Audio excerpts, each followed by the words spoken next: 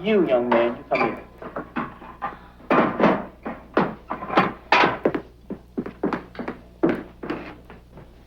You're a Negro. No. I am your teacher. You are a Negro. No. Suppose I threatened to beat you, what would you say? Aren't you a Negro now? No. What are you? I'm black and beautiful. What is your nationality? My nationality is Afro-American. Suppose I had some money in my pocket. Suppose I gave you $1 to say that you're an American Negro. This is money now. Money talks. Money talks. This $1. And if you don't say it, you don't get it. You're an American Negro, aren't you? No. You won't have any money. You know you need money, don't you? Yeah. You need money to live, don't you? Yeah. All right. All you have to say, Leon, is that you're an American Negro. Aren't you an American Negro? Are you an American Negro? No. What are you? I'm black and beautiful. What's your nationality? My nationality is Afro-American. Very good, man. Keep it up. Go sit down. You had to think about that a minute, didn't you? Yeah. All right. All right, everybody. What is your nationality? My nationality is Afro-American. What's up with everybody? It's your boy TexxGod. You already know I'm a referee to the truth and I'm a coach to positivity. And I believe with those two things working together in unison, baby, there's no circumstance or situation we can't get through or win or conquer. Hey, look, listen to this, man. I'm bringing you guys these clips today. I wanted to bring some historical documentaries that I watch in my spare times, things that I like to check out in my spare time. Since we're talking about the topic of Brother Polight, I wanted to share and put light on some of these things and enlighten you on some of this black history that's out here running around in these streets, that's floating on the internet, that maybe that you might not have had a chance to reap the benefit of watching. You know what I'm saying? Did you see those? Did you see that man with those young children? Did you see that little boy? This is what we should be teaching our young kings and queens. These are the things that we should be instilling in them from a young age. Things that they should know. You see what that little boy's mind was? You see how that little boy was able to articulate what he meant and how he felt, and he knew how he felt, and he stood on that.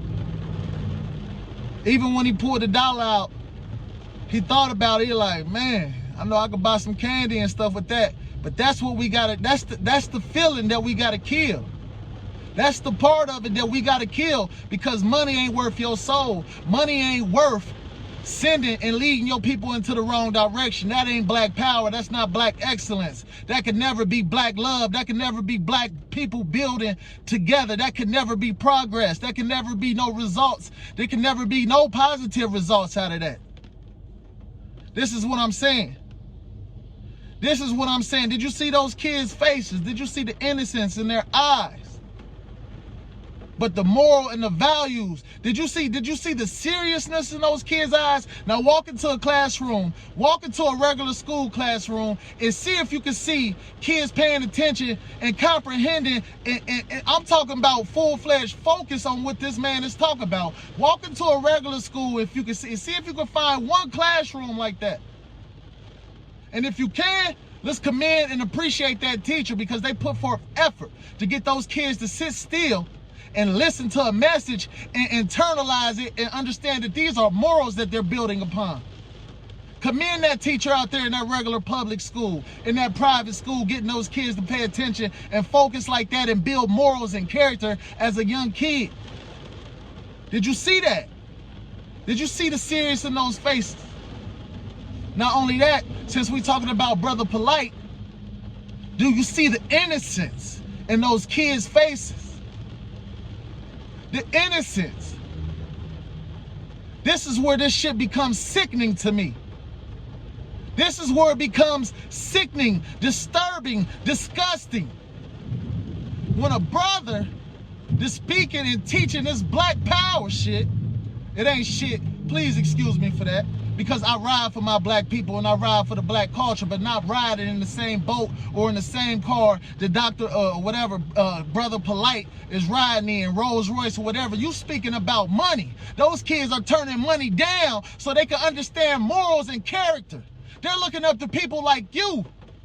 They looking up to people like you to show them the way, to show them how to lead, and this is how you showing them how to lead? All these alleged charges against you, man, and these little girls coming out and your wife coming out saying they were certain ages. Look at those kids' faces. I want all of y'all to look at those kids' faces, man. Look at the innocence in their face. Then you got somebody like Brother Polight taking advantage of that. Now these kids, these young ladies weren't as young as these children, but it's the same concept. These are people that you're supposed to be leading and building up and teaching character and morals and teaching them how to lead. To be our young black leaders, to open up opportunities for the one underneath them, man. But you're taking these young women and you're using your black power message to empower yourself and conquer. It's sickening. And you're only conquering young girls, man, young women, young kids. And these people are gaining a cult-like mindset to follow you. And this is the message. Meanwhile, in the inside, in the private quarters, in your private chambers, this is the life that you're living. It can't be black power if you're tearing down and creating traumatic situations for these young women. This is crazy. All in the name of black power. We're gonna quit letting sick motherfuckers use black power as a way to do whatever the fuck it is they want to do. Then a guy, man, I'm gonna drop a clip of him speaking, man. Then a guy jump on top of his Rolls Royce, puts his fly's hat on, the hat that he loves so much. I done seen him in so many videos and pictures with that same hat. Man, I guess he better cherish these moments because if these allegations are real, then he's gonna have things to deal with. I'm gonna go ahead and roll this clip, and then I'm gonna get into why I think this guy is acting this way in this video. Let's go ahead and roll this clip. Within the last 3 years, it's wild. I can say I've accomplished everything I ever wanted to accomplish on planet Earth for my whole life. I say that to say that when people look at me and they say, yo, man, those are fake smiles, or he's not really happy, man. He just always look like he happy, or whatever y'all be saying out there, I'm content. Because I know one desire begets another desire. So I'm not going to go out my way and desire another $400,000 car after another $400,000 car. I ain't going to do that. Because that's crazy. Hey, what up, though? How you doing, King? Chilling. Yeah, so I'm not going to do that. So I'm content. I'll be right back. I did everything. I checked off everything on my list. Over 30 countries I done went to. Boom. I checked it off. I did everything I ever wanted to do. And so, you gotta understand perspective. You gotta understand perspective. You know what I'm saying? That we live in a world that if someone heard that something bad happened to somebody, depending on who they said did the wrong, people might even celebrate the wrong that they think may have happened just because they hate that person. So when you people want to be popular or you achieve success, remember, when you pray for rain, you may get mud. Remember that. When you pray for rain, you might get mud. Real talk. And what I mean by that is there's the pros and the cons to success. Sometimes you could be so popular that, like, look, when you're popular and you do nothing but good and you contribute all sorts of positivity, change people's lives, add value to them, make them money, guess what? Nobody reaches out to you and say, can I get an interview? But if someone hears something egregious about you, suddenly everyone knows how to contact you to get a story. That's the world in which we live. So we have enough people in the building right now. We had about 3,500 people. Money can't get you to heaven. Hey, let's talk about this crazy talk too. So people say, hey, God is punishing me. That's why my father died and I'm dealing with this crazy scenario. God is doing that. So when Nipsey got shot in his head, that was God's plan because he got something special going for him. I didn't say that. That's what people say. His family say this. When Kobe Bryant died in a helicopter, they said, man, God had a special plan, took him and his daughter because he knows he loved his daughter so much. They took him and his daughter. They said that God's special plan. So one man could die in a helicopter, another man gets shot in his head. But something bad happened to me. Oh, God punishing me. But them, he had a special plan. That's why he got shot in the head, and that's why he died in a helicopter. So y'all could miss me with all your spookisms and speculations about God. If you hate me, you just hate me. That's it. That's it. Keep it like that. Just keep it 1,000. I see this motherfucker sitting on top of his Rolls Royce. I ain't have a clip of the Rolls Royce. If you want to go check out the Rolls Royce, there's plenty videos out there. You can go check them out. I wanted to give y'all the message and the substance and explain what I got from everything. This guy's talking about everything he's accomplished, the 30 countries he's been through. He checked off his list. He's saying he got everything in his life he ever wanted. You know what I'm saying? He's saying he don't desire things because one desire begets another desire. But how can you say that when your desire ain't cars, your desire is young women? So your desires beget one young woman to another young woman to another young woman to another young woman. Those were your desires. Your desires wasn't Rolls Royce after Rolls Royce. So you can miss me with that terminology or that example that you're trying to put out there to sway the audience to put them on your side again. Like Kwame said, I watched Kwame last night. You have yet, and you don't need no lawyer to tell you not to do this. I mean, because you can do this. You can just get on there and be like, I did not do that. And that's what I'm gonna say. Those charges against me, those alleged charges against me, I did not commit any of those acts. And then you get back on to your regular speak, but you didn't have the gumption to even do that.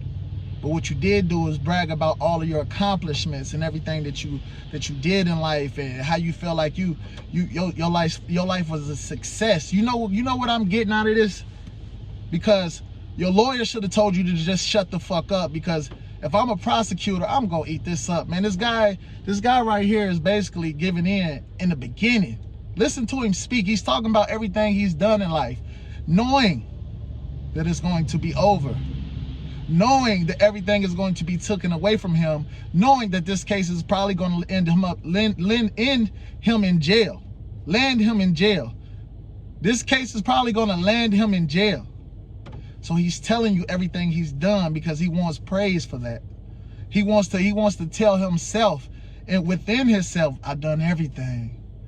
I've done everything, man. So even if they take it all from me, it's cool. It's cool. I did everything in my life I wanted to do. I slept with multiple young women. I visited different countries. I rode in the Rolls Royce. I'm making these Rolls Royce chronicles before I go in. So you know why, guys? So when he goes in there, these are the same stories he's gonna be telling these inmates within the jail. I did this.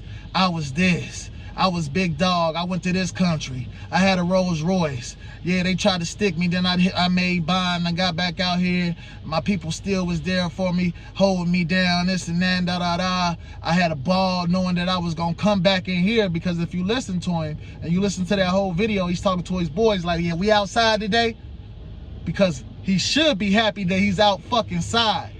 So he's out there creating and making memories so he can be in there, he can sulk in those memories. That's what I'm getting from all of this. And don't you ever compare yourself to a person like Nipsey Hussle or Kobe Bryant. You talking about something bad happening to them. Something bad ain't happened to them. They died, bro. That's worse than bad. They lost their lives. Don't you ever compare somebody losing their life to you going to jail for a sexual assault, allegedly.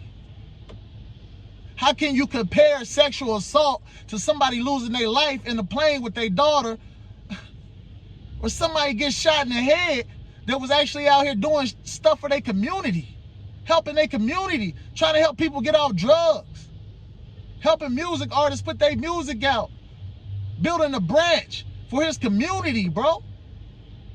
You ain't doing none of that. You buying Rolls Royces. You visiting countries. I haven't once seen nothing that Brother Polight has done for the community, which he probably had. You guys probably can show me some of this stuff, but this right here is taking and traumatizing the community and showing our leaders how to lead in an incorrect manner. It's just disgusting, man. It's just disgusting, man. This is TexxGod TV. You already know here, we preach and we teach hope, not dope. We try to inspire and motivate the hope dealers. We try to rid the world of the dope dealers. You see what I'm saying? It's all about hope over here. We're trying to teach and empower our young kings and queens, not teach them and lead them down the wrong paths. Man, this is why I think this brother is going off in this manner, man. Go ahead, hit that like button, subscribe. Right now, I got some more film, and then I'm going to get back. It looked like everywhere you went, somebody was trying to see who could be the blackest, and whatever, you know, I don't care where it was. On somebody getting up on a box, making a speech, and somebody was, a brother was always trying to show that he was blacker than somebody else. Now that last clip I put there, strictly to prove my point.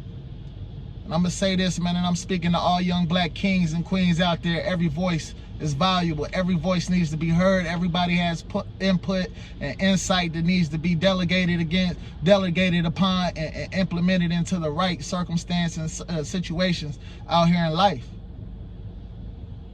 Everybody needs to start speaking up. Be a pillar in your community. Be competition to somebody that's already leading. Because without competition, they cannot get better. They can never get better. We have to be the competition for our people. We have to hold people accountable. We have to be the voice. We control this all, man. Without competition, there's no progress. We need competition, and we need to be able to work together with it. That's what football teams do every day. They hit that field and they compete to make each other better. That's exactly what we need to be doing. So I urge all black kings and queens, please start standing up for what you see is incorrect or inappropriate actions or behaviors. Put these people in line. Compete. Make these people better, man. Look, you already know, man, if you was here, that's because you was meant to be here. And I already know, man, one thing I know for sure, if you was meant to be here, I know you care. So why don't you go ahead, like, subscribe, and share this on all platforms. And while you subscribe, and make sure you tag that notification bell so you can stay up to date on all my informational videos and any hot topics I got going. Whenever I drop these videos, you can be aware and you can come tune in. You already know how we rocking over here, man. It's much peace and love. Black power.